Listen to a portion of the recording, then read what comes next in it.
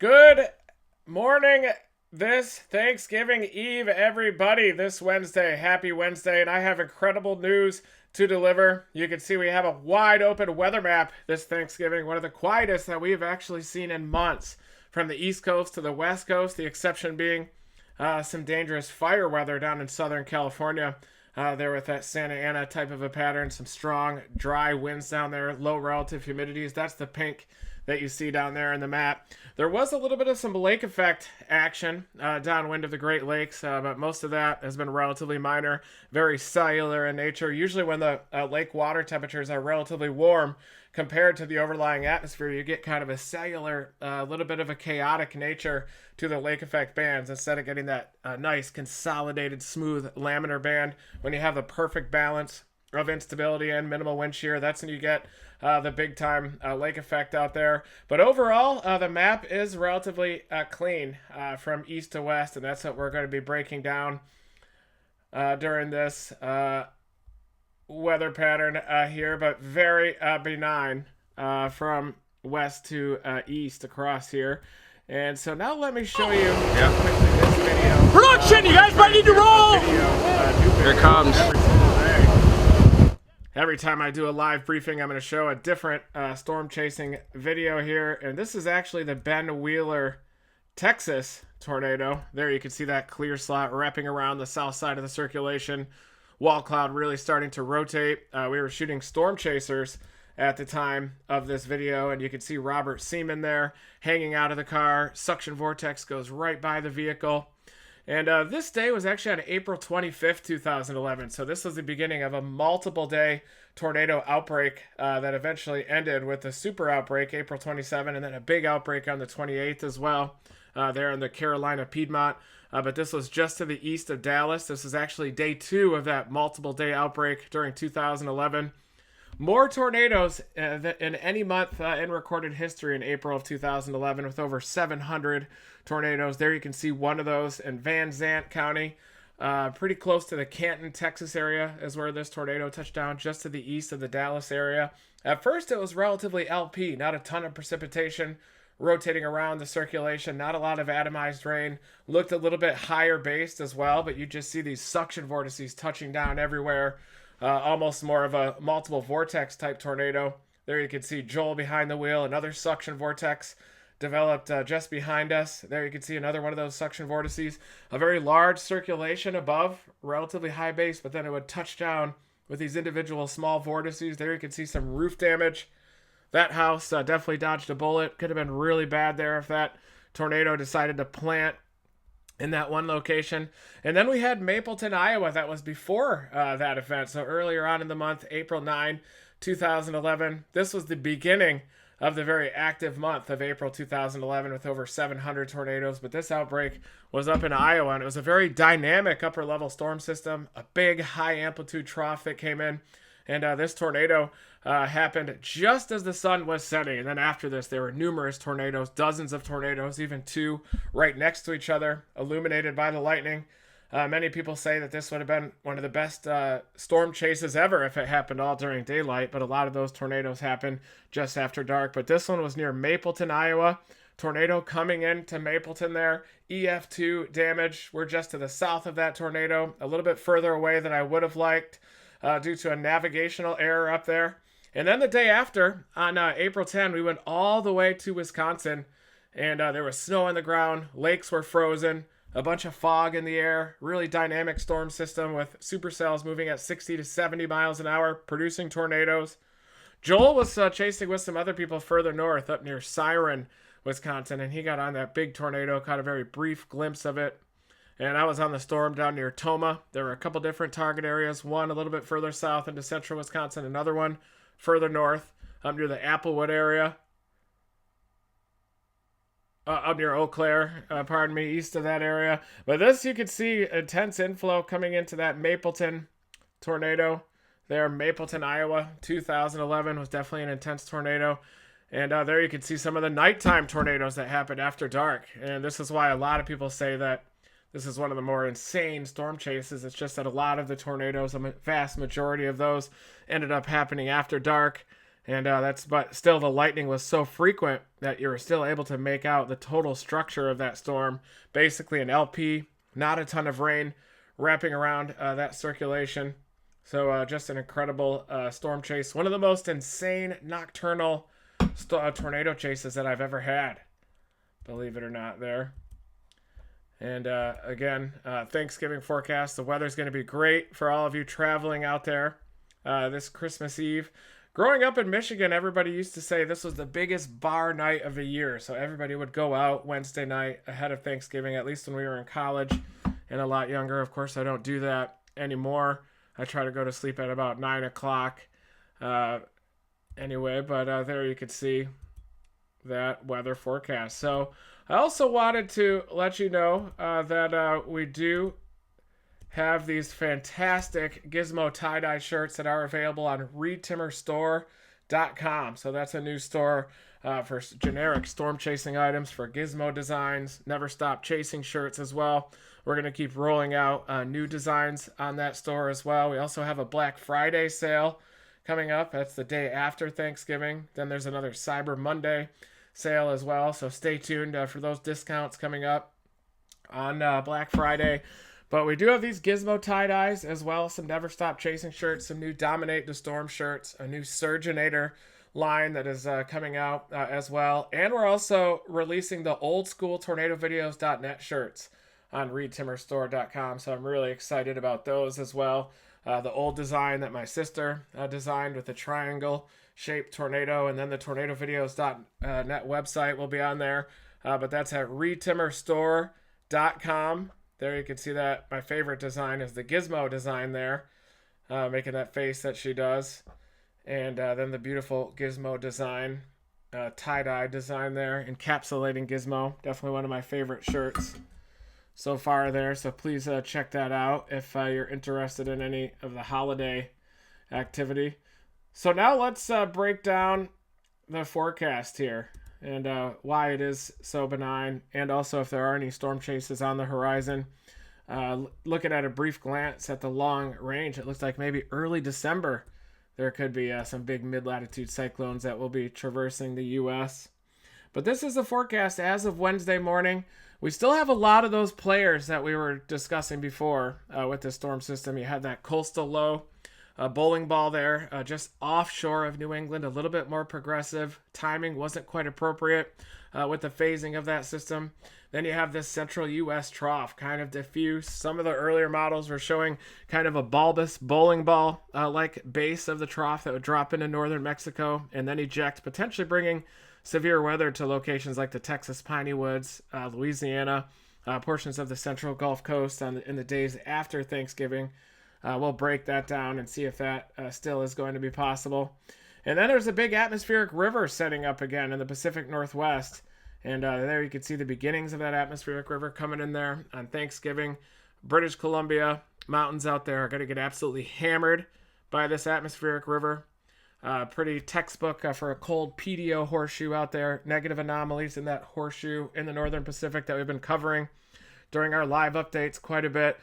Some people I've seen have even been relating this atmospheric river to climate change, but really this atmospheric river is more related to negative anomalies for relatively cool ocean temperatures in the North Pacific, which used to be a lot more common. Now that we're getting more of these El Nino events, longer duration, more intense warmth in the tropical and extratropical Pacific, these atmospheric rivers are going to be a little bit less favored. And this type of a pattern also favors a western U.S. trough, so it is pretty active for severe weather, and I do anticipate this pattern to continue into spring of 2022, bringing with it some pretty active severe weather. And so then you can see this next system kind of reinvigorating out here across the Northeast. This is on Friday morning.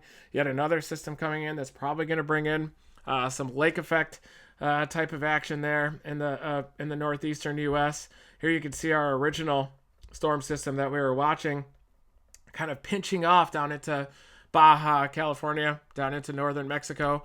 We were thinking that this would get more picked up by this jet stream and then eject across the southern plains, which would have brought severe weather across East Texas and Louisiana, but it just does not look like that's going to happen, which is good news for the southern plains. If you're traveling away from Thanksgiving, you don't want to drive into a tornado outbreak. But look at this little bird fart of an upper level system now diving into northern Mexico. Doesn't really get a chance to eject. Just too weak of a storm system there diving into northern Mexico. The ridge downstream isn't quite as prominent. You do get this formation of eastern U.S. troughing, which is going to bring with it some cooler temperatures to the east of the Appalachians and into the northeast as well. But this storm system just simply does not result in any severe weather in the southern plains or the Gulf Coast, and you just get a total dominance of this ridge trough pattern across North America, which is a pretty boring pattern, not very favorable for skiing out there, at least in the United States. Up in Canada, generation of snowpack up there, and an abundance of precipitation is happening. Mudslides up there, flooding with that atmospheric river type of a pattern on steroids. And then you get this troughing in the northeast, but I'm not really seeing enough blocking to slow down that pattern enough to really get one of those negatively tilted troughs up there. You need to get that blocking downstream over southern Greenland. The event here on Thanksgiving just wasn't quite favorable timing wise, and then we get this formation of a massive ridge trough pattern. A pretty boring pattern relatively for weather weenies and weather enthusiasts there. Definitely not a pattern that you like to see during spring, that's for sure, as a storm chaser, or if you're not a proponent of mega droughts that will form across the western U.S. But here towards December 1st, you could start to see the signs of a pattern shift. You could start to see a more zonal flow there in the jet stream. Looks like we finally get that coastal storm out of the northeast, but then another clipper coming in from Canada will probably amplify here across the northeast once again. And with this negative NAO pattern that we're seeing, eventually one of these coastal storms is likely going to result in an East Coast snowstorm. It might even be this one in early December. That could be timed properly. Those Alberta clippers just kind of feeding this pattern, and then those systems amplify over the northeast because of that negative NAO. But just a little bit too progressive of a pattern. You can see another one of those cutoff systems down in diving into northern Mexico, and it looks like this could be a pattern shift into early December. It is just too far out to look, but this looks like a deeper Alberta clipper coming in here around the first week of December that could usher in a pattern shift, and then we're going to have a tendency for a western U.S. trough with that negative PDO across the northeastern Pacific, at least during the transitional seasons of fall into spring when that can happen. But look at that big system. Early December. This one's probably going to result in an East Coast snowstorm. Seems like we've got a couple nothing burgers of these East Coast storms lifting up the northeast, but this one's a lot deeper. Looks like it's going to phase a little bit earlier, more of a neutral tilt. So this is something to watch there. First week of December could be a very interesting storm system. Probably going to have a lot of cold air to work with as well, phasing appropriately. Big bowling ball of a storm system here. Ridging already starting to develop upstream, but it is way too far out to look. We're way over 10 days out. That's that first week of December, but that's really all we've got to do this time of year. But it does look like a Thanksgiving forecast, relatively benign. Let's go to the 3-kilometer NAM here, one of our favorite models.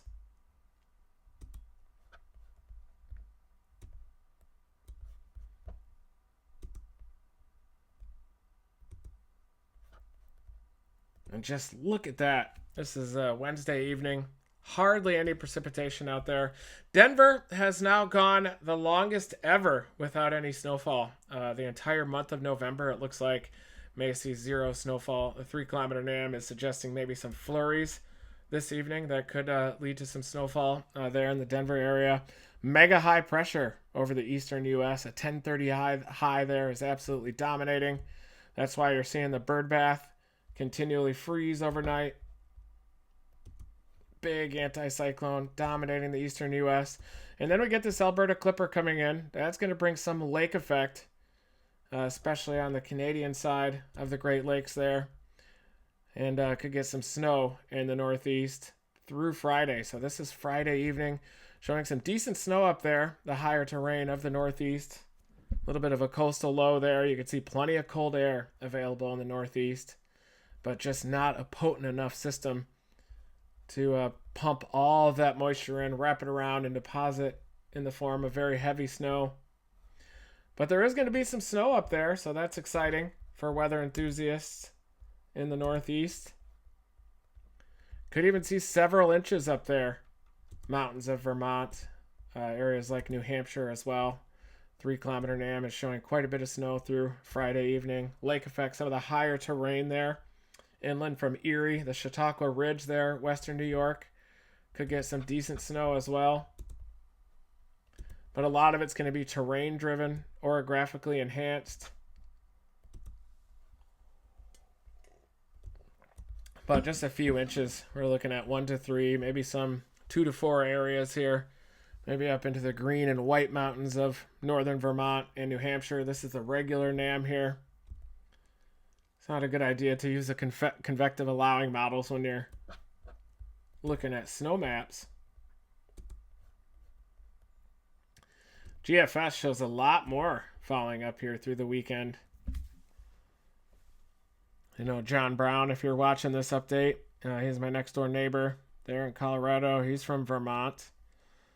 Big mountain biker, snowboarder up there in Vermont. So he's probably going back home, maybe to see the family during the Thanksgiving holiday. So could get certainly some decent snow up there, north-south along those mountains, northern Vermont, New Hampshire, Adirondacks as well, and some lake enhancement. But right along the immediate shoreline, you're going to see a cold rain, some snowflakes mixing in, not as much in the way of accumulation down there, but just a little bit inland and over that higher terrain on the Chautauqua Ridge. That's where you could get several inches of snow, 6 to 8 inches of snow.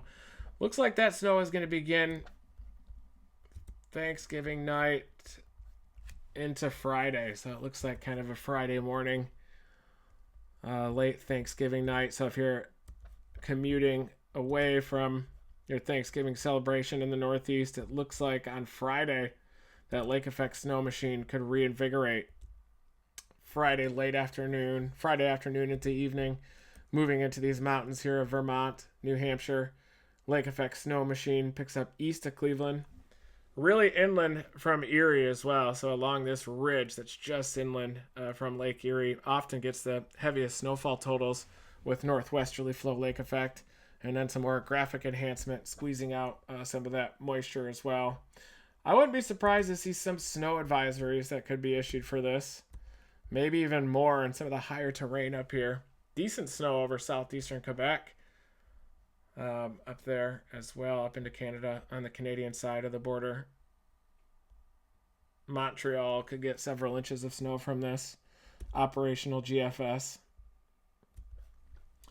But overall, it sure does look like Thanksgiving weather is relatively benign. So your forecast is going to be great weather. The exception being the far northeast with that Alberta Clipper coming in. We thought that there was some potential for a coastal storm with that pattern about a week or so ago. Some of the models, at least some of the ensembles, were showing potential blocked pattern, more of a log jam up in the northeast with that mega high just to the south of Greenland. But it doesn't look like that's going to phase appropriate timing wise, and it looks like it's going to be more of a lake effect event, higher terrain, orographic enhancement, picking up moisture off of the Great Lakes there on the backside of that relatively weak coastal low. And fire weather could be a problem in Southern California as well, so we'll keep an eye on that. But it sure does look relatively quiet out here. And again, I wanted to show you that video of the day during this weather briefing, April 26, 2011, the day before the super outbreak.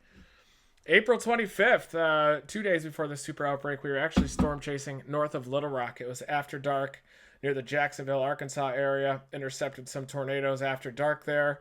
Tornado warnings as well. Then we thought that the photographs looked better just to the east of Dallas the day after on the 26th. So we dropped down to Van Zandt County, intercepted this tornado, and then the next day blasted all the way east and saw that EF5 tornado near Philadelphia, Mississippi. That tornado dug a trench in the ground that was 2 feet deep, about 200 yards long. That gave it that EF5 rating during the super outbreak.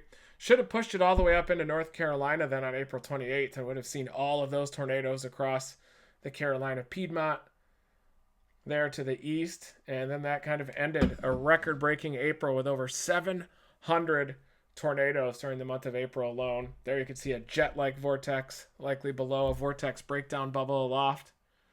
kind of showing you where you get that negative pressure perturbation leading to a big time upward directed pressure gradient force below that vortex breakdown bubble.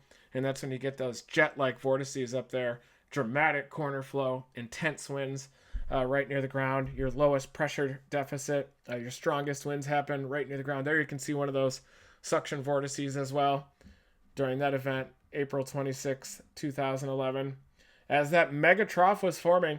And just like 2021, 2011 was also a year 2 La Nina. So you had a lot of cold water around that Pacific, around that PDO horseshoe in the North Pacific, setting the stage for a consolidated jet stream, the tendency for a western U.S. trough as well to form, which leads to the tendency for a semi-permanent low-level jet to be pumping that moisture northward off of the Gulf of Mexico. And I think we intercepted like 70 tornadoes during 2011, so it's definitely our most successful storm chasing season ever in terms of the number of tornadoes that we saw. And we missed a lot of those big tornadoes like the Joplin tornado, a tragic tornado there, southwestern Missouri, that happened on May 22nd, 2011. We did capture another EF5 though, May 24, 2011, near the Piedmont area. So May was also really active. It was not as active as April, with over 700 tornadoes during the month of April, but May was still active with May 22nd. You had May 21st there near the Ada, Oklahoma area, May 21st, 2021, or excuse me, 2011. And the beginning of the month was also active. This was April 9, 2011, up near Mapleton, Iowa area. And then we also had April 10 there in Wisconsin. We had the April 15 outbreak, April 15, 2011. That was the Clinton, Mississippi tornado, the one with all the power flashes, over 150 tornadoes on April 15, 2011. And then that system ejected and then hammered the Carolina Piedmont on April 16, 2011 again. So the atmosphere was starting to give us clues as to what was going to happen during the rest of 2011. Basically, super outbreaks, Southern Plains, Dixie Alley, then ejecting to the Carolina Piedmont. And the systems were so intense, high amplitude, so kinematically sound, that they would still have plenty of low-level shear and instability combination there, even by the time they reached the Appalachians and then ejected over the Carolina Piedmont. So thank you, everybody, for joining me for this weather report. Thank you, Facebook supporters, for riding in my passenger seat all of these years. I'm going to be doing a live Q&A tonight at 7 o'clock Eastern Time, 6 o'clock Central Time, provided exclusively for Facebook supporters. I'll be doing another announcement for that live as well later on, but we're going to be doing these live Q&As every single week as a thank you to Facebook supporters for making live storm chasing possible. And on that note, here is the Clinton, Mississippi tornado. This thing happened at 10:30 in the morning, just before about 11 a.m. Followed this storm all the way from the Mississippi River until it ended up crossing the I-20 corridor near Clinton, Mississippi, came out to a clearing, and then bam, the tornado formed right in front of me.